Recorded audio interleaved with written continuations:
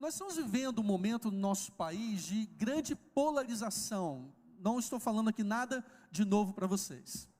Eu relutei um pouco em fazer uma série que envolva esse tema, religião e política. Mas eu acho muito importante tratarmos desse assunto, porque a Bíblia fala sobre isso. Então nós não podemos simplesmente evitar falar sobre esse assunto, por termos receios. Mas o que eu queria compartilhar com vocês, então, nessa série, que ela vai durar de hoje até o segundo turno das eleições, ou seja, vamos pegar aí o período de setembro e depois também um período de outubro, e vamos falar então um pouquinho sobre isso, que é algo muito importante na nossa vida.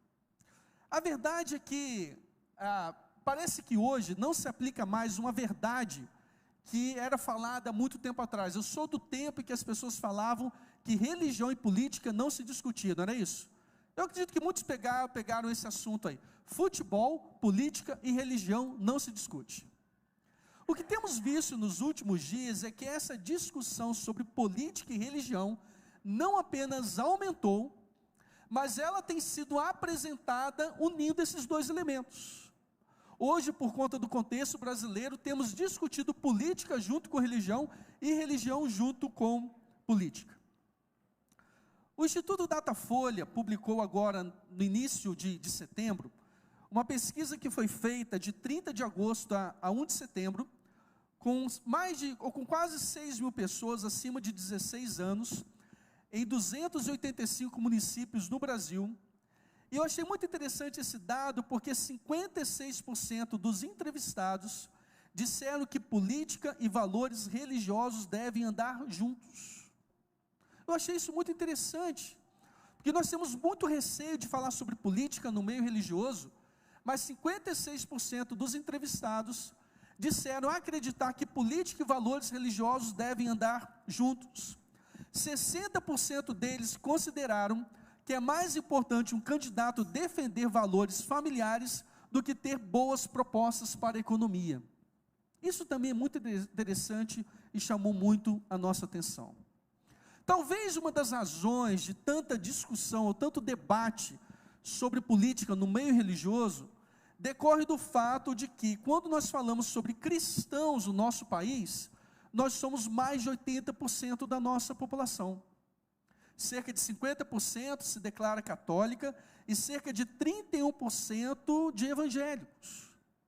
Então é fácil perceber porque falar sobre valores cristãos, valores morais, falar sobre a Bíblia e política tem se tornado comum no nosso dia. A verdade é que religião / fé fazem parte do cenário político extremamente polarizado do nosso tempo. E esses assuntos, então, têm surgido nos debates, discursos, campanhas e programas, e a tendência é se intensificar.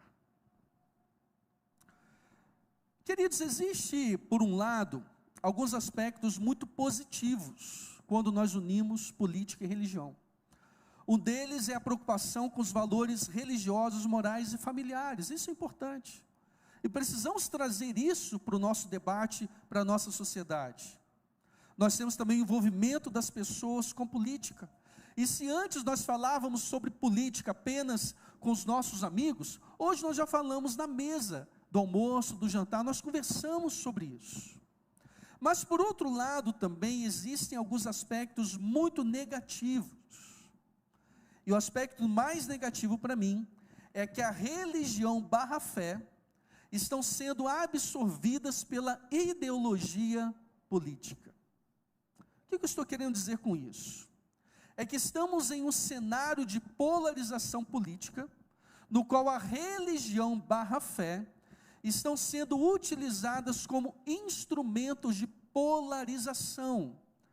Um grande exemplo disso é quando nós ouvimos alguém dizer o seguinte: crente não vota em determinado candidato. E sem falar diretamente sobre nenhuma ideologia política, sobre nenhuma vertente política, sobre nenhum candidato, nós escutamos isso dos dois lados. Já repararam isso? Nós escutamos alguém que defende um candidato falar: eu não entendo como o crente pode votar no outro. E do outro lado nós encontramos o mesmo. E aí eu confesso para vocês que eu fico em dúvida. Quem tem a razão nessa história? Ou um tem razão, ou nenhum dos dois tem razão. O que entristece muito, queridos, é que o momento atual tem gerado, por conta da religião no meio da política, divisões não apenas de amigos, de familiares, mas também no meio da igreja. Nessa semana agora surgiu a notícia de uma igreja, no momento de celebração, lá em Goiás, em que houve então alguém que foi atingido por um tiro, porque as pessoas tinham uma convicção religiosa, ou melhor, política, diferente. E isso estava sendo falado abertamente na igreja. Isso tem acontecido nos nossos dias. E nós encontramos então as pessoas cada vez mais num discurso acalorado, por conta da religião então misturada com a política, e temos visto hoje o que é muito triste, divisão no meio das famílias e no meio da igreja. Observe o que está acontecendo na prática. E por que eu digo então que a ideologia está sendo colocada acima da religião / fé? A ideologia tem sido mais importante para identificar uma pessoa do que a sua fé. Já pararam para pensar nisso? Perceberam isso? A ideologia política de uma pessoa tem sido utilizada como fator de identificação maior do que a fé da pessoa. O outro problema, a ideologia tem provocado divisão e divergência entre aqueles que seguem a mesma religião e professam a mesma fé. Terrível isso. Uma outra consequência, a ideologia tem interferido diretamente na prática da religião / manifestação da fé. O que eu estou querendo dizer com isso? Hoje, por conta da política, muitas igrejas têm defendido práticas e adotado práticas que são contrárias à palavra de Deus. Onde está o problema, especialmente para nós seguidores de Jesus? O problema não está em falar sobre política, o problema não está em unir política e religião, mas o problema é quando os elementos terrenos se tornam mais importantes para identificar os crentes do que os elementos espirituais. E hoje então as pessoas têm sido mais identificadas por aquilo que elas acreditam em termos de convicções humanas e políticas, do que a sua fé em Jesus Cristo. E hoje então nós falamos sobre uma pessoa que, muito embora professe a mesma fé que nós professamos, faz parte do outro grupo, é do outro lado. O problema está quando a segurança terrena é colocada como alvo pessoal, mais do que a segurança eterna. E temos visto hoje crentes em Jesus Cristo, depositando a sua esperança em homens e para essa vida. E estão perdendo então a dimensão da eternidade, que a nossa esperança não está para essa vida, mas está para a vida, ou está na vida eterna. O outro problema é quando as convicções humanas são mais propagadas como verdade, do que aquelas crenças reveladas na palavra de Deus. E hoje vemos pessoas então seguindo por uma ideologia, ou acreditando em algo, ainda quando é contrário à palavra de Deus. Eu prometo para os irmãos aqui que nessa série, eu não vou falar sobre nenhuma ideologia política específica, não vou citar nenhum candidato específico, mas a ideia é trazer para nós um momento de reflexão e tratar sobre valores ou princípios gerais que vão nortear a nossa vida daqui para frente. Nós, como igreja batista, nós não nos consideramos melhores do que ninguém, e também não nos consideramos como sendo os donos da razão, quando falamos sobre isso. Mas o fato é que, ao longo da nossa história, de séculos, nós estabelecemos a nossa base, a nossa, digamos assim, religiosidade, as nossas práticas, sobre princípios bíblicos, ou melhor, sobre princípios gerais, e sobre crenças fundamentais. E os batistas, então, têm sido caracterizados ao longo da história por alguns princípios. Eu gostaria, então, de trabalhar com os irmãos nessa série esses princípios, para que vocês entendam, por exemplo, por que nós aqui não dividimos o púlpito com nenhum candidato. Eu gostaria então de apresentar esses princípios para os irmãos, para que os irmãos entendam por que nós, institucionalmente falando, não defendemos uma ideologia política ao invés de outra. Eu quero então trabalhar com os irmãos esses princípios para que todos nós possamos entender por que aqui nós não elogiamos ou criticamos candidatos específicos. Não é que nós não temos a nossa posição, eu tenho a minha posição, eu tenho as minhas convicções, eu tenho as minhas preferências, mas nós precisamos entender que mais do que preferências, posições, convicções humanas, nós somos unidos por princípios gerais e por crenças fundamentais. E se nós deixarmos então que as nossas preferências humanas, que as nossas convicções políticas, falem mais alto do que as nossas crenças, do que os nossos princípios, nós estaremos não apenas envergonhando o nosso Deus, mas envergonhando os nossos irmãos e envergonhando o mundo. O problema então da igreja não é quando ela fala sobre política, o problema é quando ela se envolve com política de uma forma errada. Algumas vezes as pessoas nos perguntam, mas a sua igreja não tem um posicionamento? Ah, mas você não fala sobre isso? Eu falo, mas com cuidado. Então os irmãos nunca vão ver aqui na nossa igreja, Igreja Batista Nova Campinas, de uma forma institucional, de uma forma oficial, defendendo uma ideologia política e criticando outra. Os irmãos não vão me ouvir falar sobre isso. Os irmãos nunca vão me ouvir aqui falar sobre um candidato específico, seja para elogiar, seja para criticar. Os irmãos nunca vão me ouvir falar sobre isso.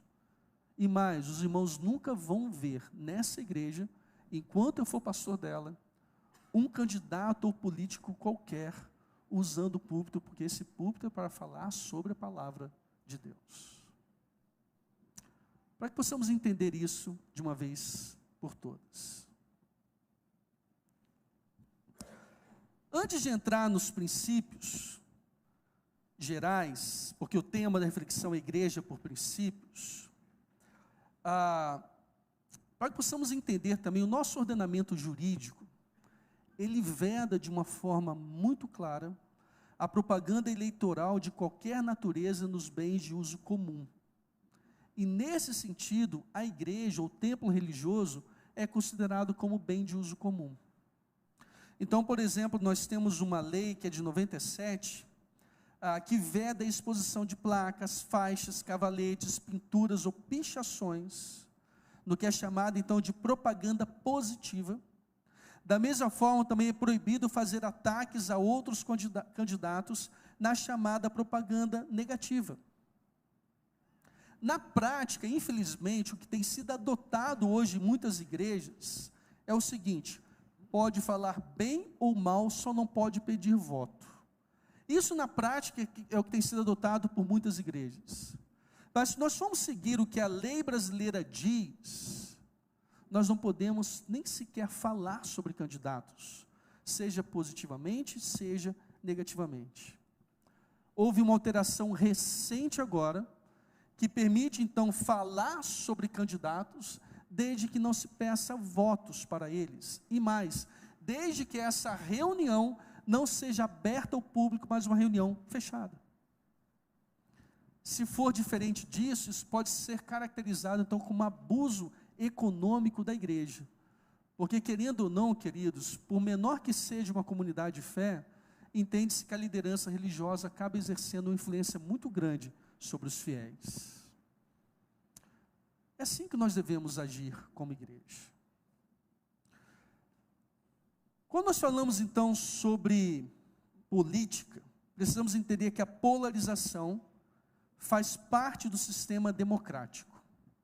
Faz parte do nosso sistema democrático. Mas nós cremos que acima das preferências, nós somos norteados então por princípios gerais e por crenças fundamentais. Como eu disse então, os batistas têm sido conhecidos por alguns princípios que norteiam a vida da igreja. Os princípios não são regras, eles estão acima das regras. Os princípios não são crenças bíblicas gerais, digamos assim, eles andam ao lado das crenças. Mas muito embora os princípios não sejam as crenças, eles decorrem das nossas crenças.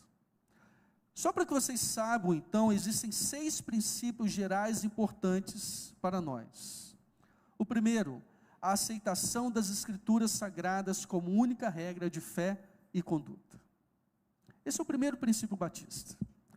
O segundo princípio, o conceito de igreja como sendo uma comunidade local democrática e autônoma, formada de pessoas regeneradas e biblicamente batizadas.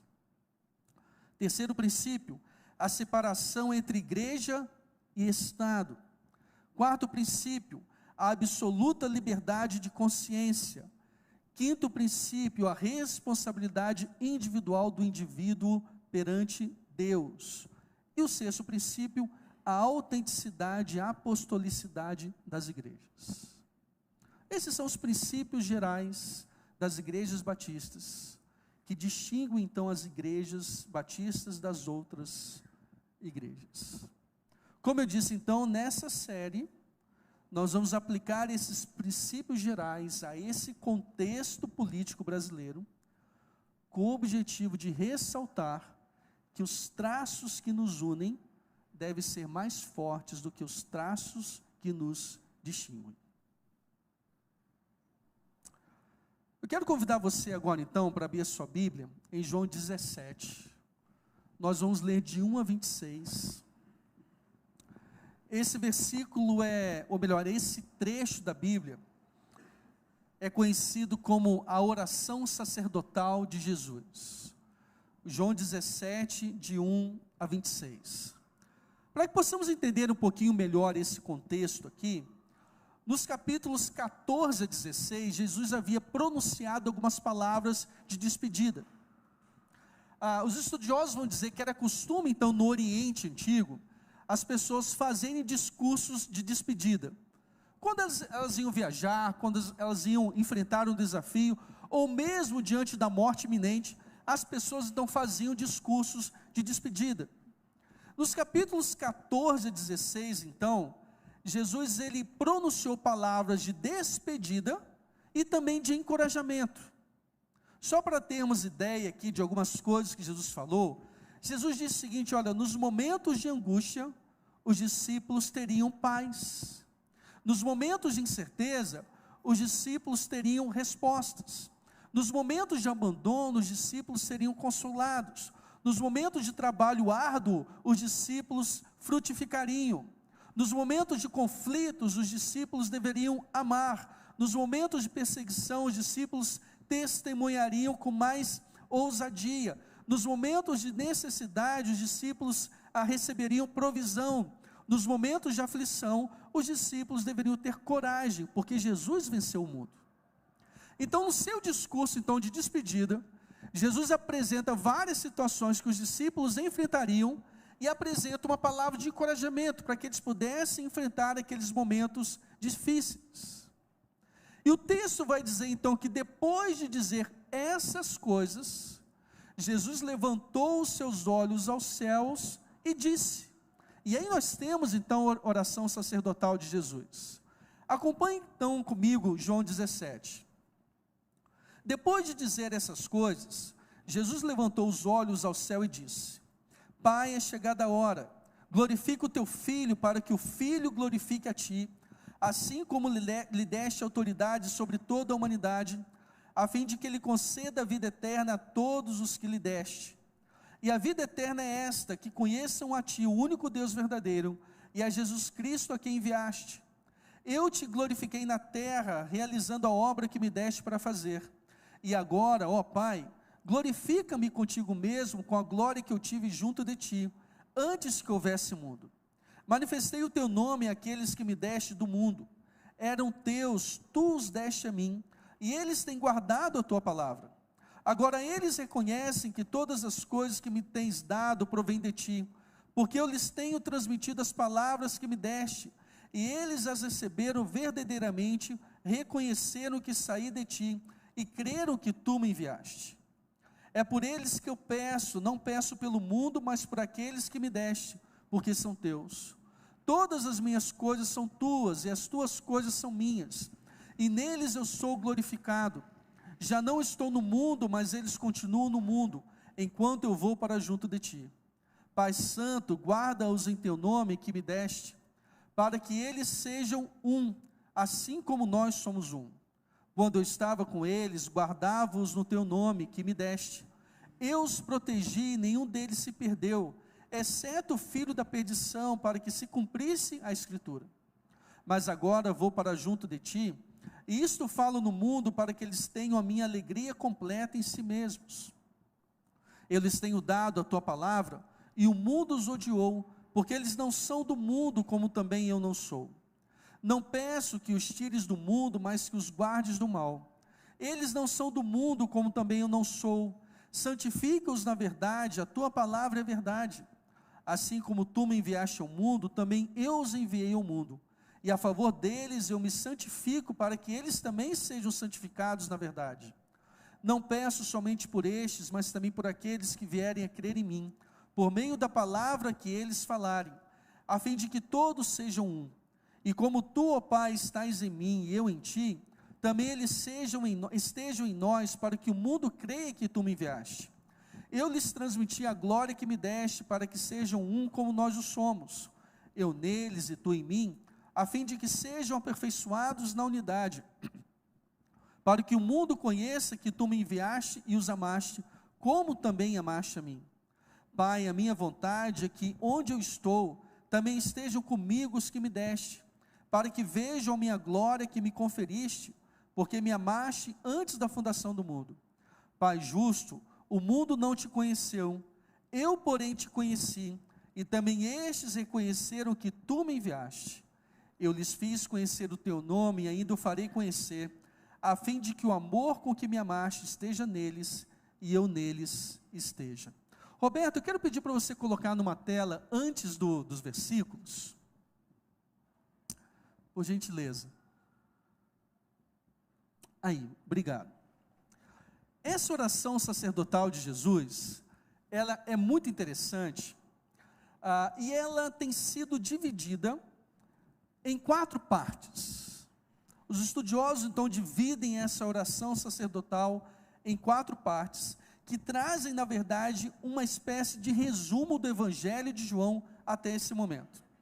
Na primeira parte, Jesus fala, então, sobre a sua obediência e glorificação.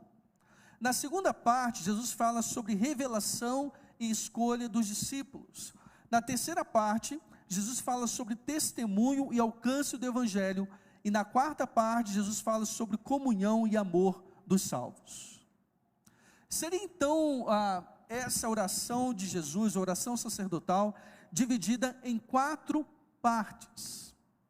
O que é muito interessante é que quando nós pensamos sobre isso, uma parte delas, que é a terceira, aplica-se diretamente à nossa situação hoje, quando Jesus fala então sobre testemunho e alcance do Evangelho, e Jesus então ora não apenas pelos discípulos originais, mas por todos aqueles que creriam na mensagem proferida pelos discípulos.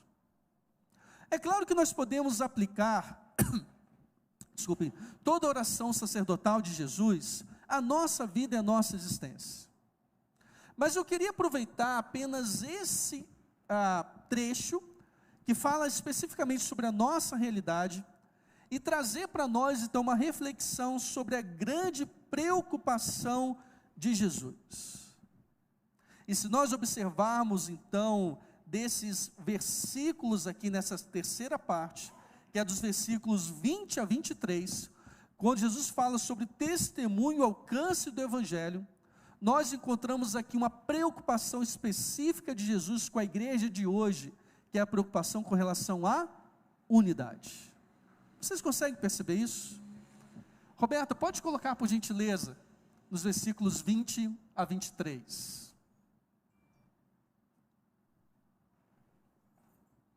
Está ali? Isso. Quando Jesus então fala sobre a igreja do futuro, quando Jesus fala sobre aqueles que creriam nele no futuro, com base na mensagem proferida pelos discípulos originais, Jesus pede então pela unidade da igreja. É tão interessante que parece aqui que Jesus estava sendo presunçoso, Jesus estava orando por aqueles que ainda creriam nele. Mas é claro que quando nós pensamos que foi o próprio Senhor Jesus que proferiu essas palavras, deixa de ser uma presunção e passa a ser, na verdade, uma espécie de promessa de Jesus, de que o testemunho e a mensagem dos discípulos daquela época geraria então frutos no futuro. Jesus então estava falando sobre a igreja de hoje, e Jesus traz um aspecto muito interessante e precioso aqui, é que quando Jesus fala então sobre a unidade da igreja, Jesus estava dizendo que essa unidade da igreja seria desenvolvida e preservada a partir do testemunho do evangelho pregado pelos discípulos originais. O que eu estou querendo dizer com isso para os irmãos hoje, é que quando nós pensamos sobre unidade da igreja, quando nós pensamos sobre comunhão da igreja, quando nós pensamos sobre mutualidade, que é o uns aos outros, nós sempre pensamos que o grande fundamento dessa unidade, dessa comunhão e dessa mutualidade é o amor. É claro que o amor é muito importante, mas o grande fundamento da unidade da igreja não é aquilo que nós desenvolvemos em relação aos outros, mas é aquilo que nós recebemos do Senhor Jesus Cristo, que é o Evangelho revelado.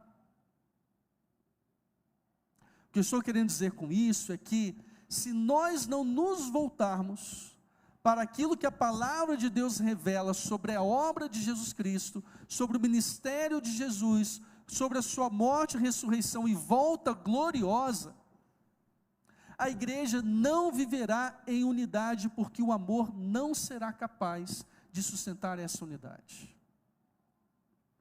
Isso pode parecer estranho, mas o que nós temos visto hoje é uma facilidade muito grande do nosso amor ser transformado em ódio por causa da questão política.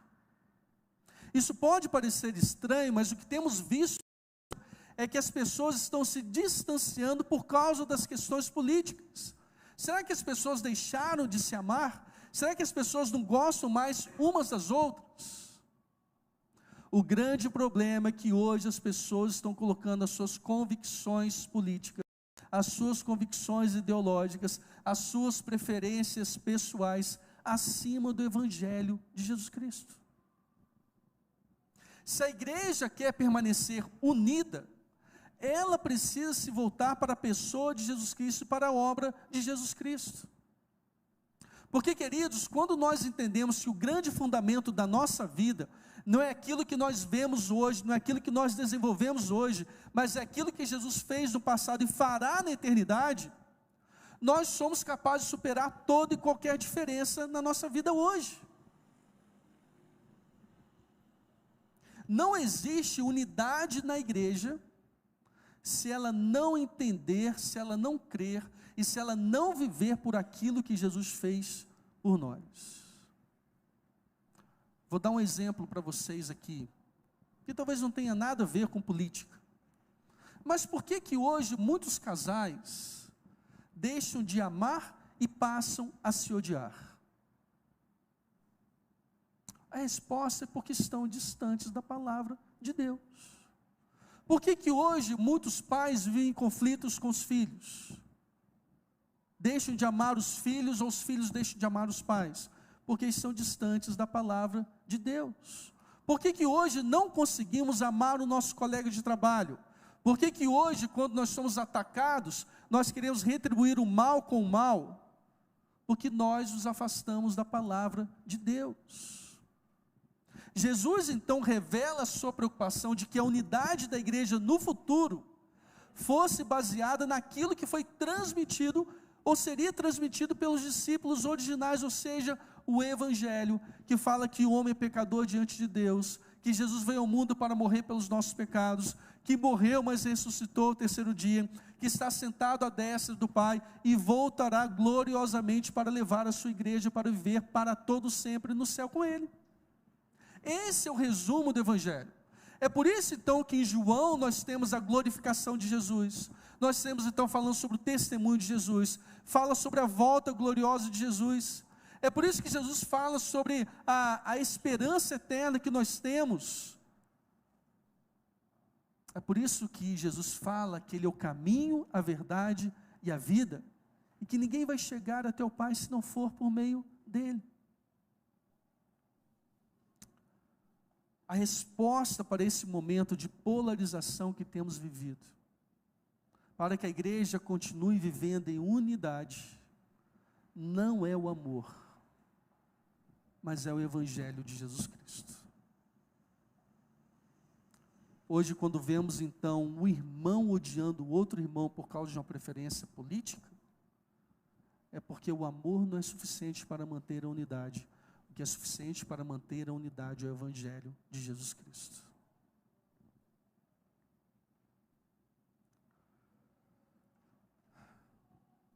Embora o pedido do versículo 21 não seja institucional, ou seja, não seja direcionado para uma denominação específica ou para a igreja local, o que Jesus está querendo dizer é que a unidade da igreja depende de um denominador comum teológico mínimo. Vou repetir. A unidade da igreja depende de um denominador comum teológico mínimo. Sem um conjunto mínimo de crenças fundamentais comuns, a unidade da igreja fica prejudicada.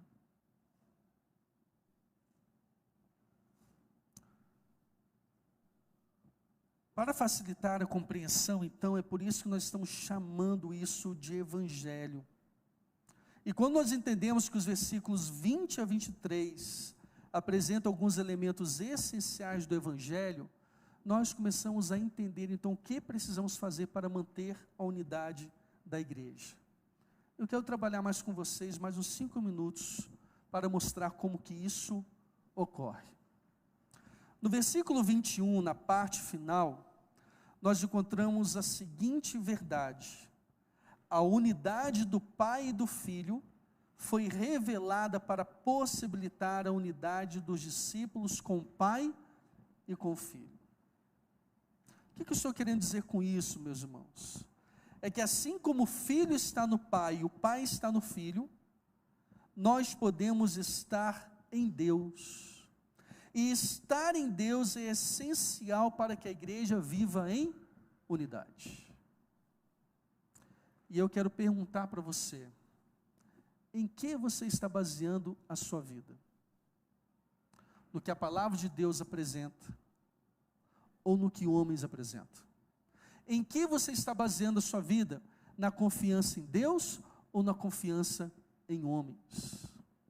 Em que você está dependendo ou depositando a sua eternidade, a sua segurança para essa vida, inclusive, nas promessas de Deus ou numa ideologia política? Quando nós entendemos que nós podemos estar em Deus, ou que nós devemos estar em Deus, nós começamos a entender, queridos, que estar em Deus é suficiente para superar toda e qualquer divergência ou diferença política que nós temos. Porque nós não estamos em candidato A, B ou C. Nós estamos em quem? Em Deus. Nós não dependemos de uma proposta econômica A, B e C. Nós dependemos de quem? De Deus. A nossa segurança para essa vida e para o futuro não está em que determinado partido domine o Congresso Nacional, mas está no fato de que aquele que domina a história é o nosso Deus. Quando nós entendemos então que a nossa existência transcende o que vemos hoje, e depende de Deus, e quando nós entendemos então que nós estamos em Deus, nós somos capazes de viver em unidade, mesmo quando há diversidade. É por isso então que no subtítulo dessa série, Igreja por Princípios, convergência, na divergência, é justamente para pensar que quando nós falamos sobre divergência, nós precisamos convergir para aquele que é o centro de todas as coisas, que é o nosso Deus. Se você tem tido dificuldade para tolerar, respeitar, conviver, conversar com uma pessoa que tem um posicionamento político diferente do seu, creia que você está em Deus e você será capaz de manter a unidade mesmo assim. E aqui nós temos algo muito importante. É muito importante que a igreja esteja em Deus, para que o mundo creia que o Filho foi enviado pelo Pai. A igreja precisa estar unida a Deus, tendo como modelo de unidade a unidade entre o Pai e o Filho, porque quando a igreja não está unida a Deus, o mundo deixa de acreditar que Jesus veio ao mundo. É muito sério isso, queridos. Hoje, nós que somos cristãos, temos sido atacados e questionados, porque muitos de nós têm envergonhado o Evangelho por causa do seu posicionamento político. Isso é terrível. Isso é muito complicado. Os irmãos já pararam para pensar nessa responsabilidade, que é vivendo em unidade, que a igreja então leva o mundo a acreditar que Jesus veio ao mundo, ou seja, quando a igreja não vive em unidade, o mundo deixa de acreditar que Jesus veio ao mundo. As pessoas se afastam de Deus, as pessoas se afastam do Evangelho, e muitas vezes nós somos os culpados, por causa daquilo que defendemos, por causa daquilo que professamos, por causa dos nossos ataques a pessoas que pensam diferente de nós. O segundo e último elemento do veja como isso ocorre, está no versículo 22. A glória do Filho foi transmitida a nós para possibilitar a unidade entre os discípulos. O que mantém a unidade dos discípulos é a glória do Filho. O alvo de Jesus é que os seus discípulos sejam aperfeiçoados em unidade. Nada deve faltar, deve ser uma unidade completa. Estar em unidade é essencial para que o mundo conheça o amor do Pai. Quando a igreja não está unida, o mundo deixa de conhecer o amor do Pai. Queridos, nós somos hoje o espelho de quem Deus é no mundo. Paulo chega a dizer que nós somos hoje as cartas escritas e enviadas a todo mundo. Quando o mundo quer conhecer sobre Jesus, o mundo olha primeiro para aqueles que dizem conhecer Jesus. Quando o mundo quer conhecer sobre o amor do Pai, o mundo olha primeiro para aqueles que dizem terem sido alcançados pelo amor do Pai. Quando a igreja não vive unidade, o mundo deixa de acreditar que Jesus veio ao mundo. Quando a igreja não vive em unidade, o mundo deixa de conhecer o amor do Pai. Quando nós entendemos que a nossa vida como igreja tem um propósito, que é de levar as pessoas a entenderem que Jesus veio ao mundo para salvar a todas, que é de levar as pessoas a ter encontro com esse amor do Pai, nós somos capazes de superar toda e qualquer divergência, para viver em unidade. É por isso que eu disse então que o fundamento da unidade não é o nosso amor, mas é o Evangelho. Nós não estamos aqui, queridos, para outra razão, a não ser glorificar a Deus através de frutos. Se em algum momento na sua vida, e aqui eu já quero realmente concluir e deixar algumas orientações práticas, se em algum momento, com a sua atitude, com a sua postura, com o seu discurso, com a sua defesa, em qualquer lugar que seja em casa, com amigos, no local de trabalho, seja numa reunião informal, ou seja nas redes sociais, com essa sua atitude, você causar algum embaraço para o Evangelho, você desacreditar as pessoas de que Jesus veio ao mundo, e você afastar as pessoas do amor do Pai, eu quero dizer para você que você deve ser capaz de deixar fazer aquilo. Você deve ser capaz de deixar de fazer aquilo.